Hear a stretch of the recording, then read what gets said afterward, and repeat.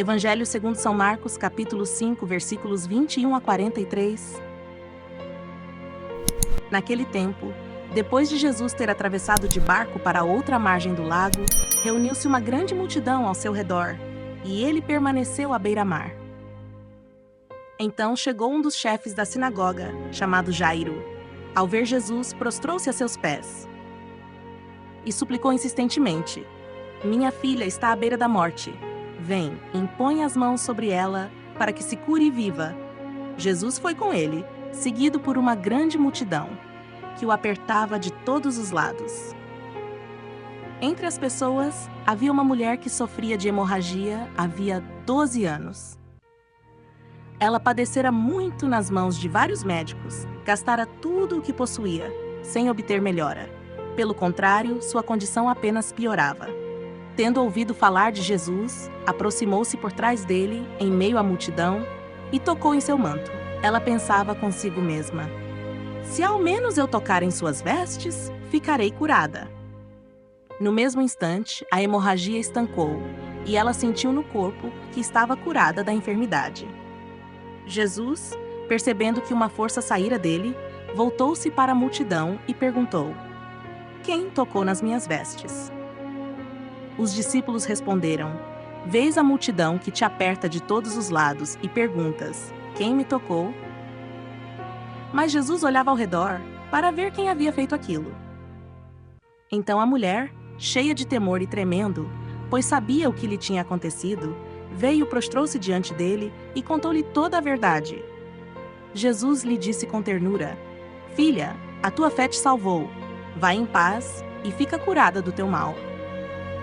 Enquanto ele ainda falava, chegaram algumas pessoas da casa do chefe da sinagoga e disseram: "Tua filha morreu. Por que ainda incomodas o mestre?" Mas Jesus, ouvindo essas palavras, disse ao chefe da sinagoga: "Não tenhas medo, apenas crê." E não permitiu que ninguém o acompanhasse, a não ser Pedro, Tiago e João, irmão de Tiago. Quando chegaram à casa do chefe da sinagoga, Jesus viu grande alvoroço, com pessoas chorando e lamentando em alta voz. Ao entrar, perguntou-lhes: "Por que todo esse barulho e essas lamentações?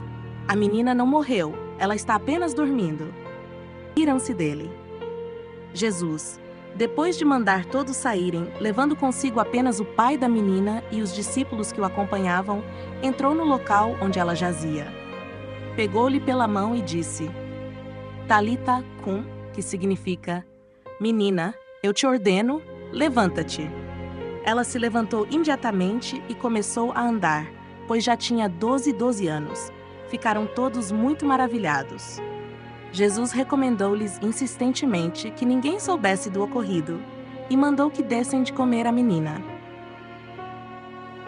Comentário de Santo Ambrósio, cerca de 397. Bispo de Milão e doutor da Igreja. Eu te ordeno, levanta-te. Antes de ressuscitar a menina que havia morrido, Jesus primeiro curou a mulher que sofria de um fluxo de sangue e fez isso para conduzir a fé. Ele interrompeu o fluxo de sangue dessa mulher justamente quando se dirigia à casa da menina, para nos ensinar que Ele é Senhor sobre a vida e sobre a morte. Do mesmo modo, é para acreditarmos na nossa ressurreição eterna que celebramos a ressurreição histórica do Senhor, que se seguiu à sua paixão. Os servos do chefe da sinagoga vieram dizer: "Por que ainda incomodas o mestre?" Eles não acreditavam na ressurreição de Jesus, anunciada na lei e concretizada no Evangelho. Por isso, ao chegar à casa do chefe da sinagoga, Jesus tomou consigo um pequeno número de testemunhas da ressurreição que estava prestes a realizar.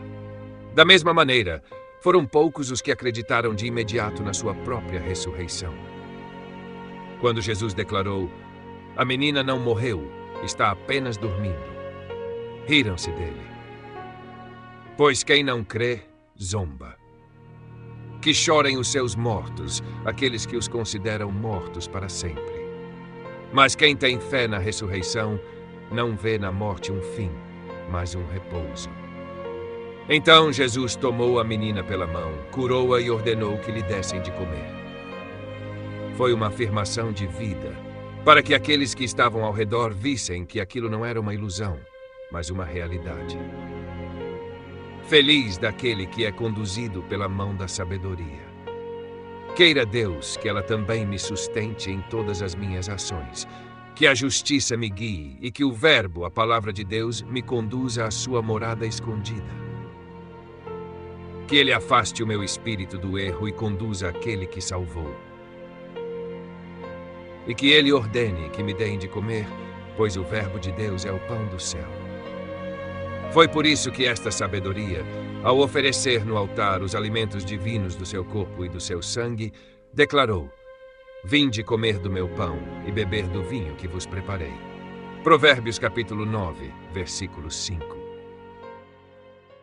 Queridos ouvintes, chegamos ao fim deste audiolivro e quero expressar minha profunda gratidão a todos que permaneceram conosco até aqui. Sua dedicação em acompanhar essa obra é um verdadeiro sinal de busca pela sabedoria e pelo crescimento espiritual. Que o conteúdo ouvido possa nutrir sua alma e fortalecer sua fé. Aproveito para convidá-los a explorar as playlists do canal Caminho Católico, onde vocês encontrarão outros tesouros espirituais. São obras que podem acompanhar e iluminar sua jornada, como Castelo Interior de Santa Teresa de Jesus, Confissões de Santo Agostinho, Palavras Bíblicas com o Evangelho comentado por grandes eclesiásticos, Filoteia de São Francisco de Sales, Tratado da Verdadeira Devoção à Santíssima Virgem de São Luís Maria de Montfort, A Imitação de Cristo de Tomás de Kempis e As Três Idades da Vida Interior do Padre Garrigou Lagrange. Cada uma dessas obras oferece um caminho profundo de reflexão e conversão, e espero que possam encontrar nelas a mesma riqueza espiritual que proporcionaram a tantas gerações. Nosso canal está sempre aberto para quem deseja aprender e crescer na fé. Continue nos acompanhando e compartilhando essa jornada espiritual. Mais uma vez, obrigado por sua presença e que Deus abençoe a todos.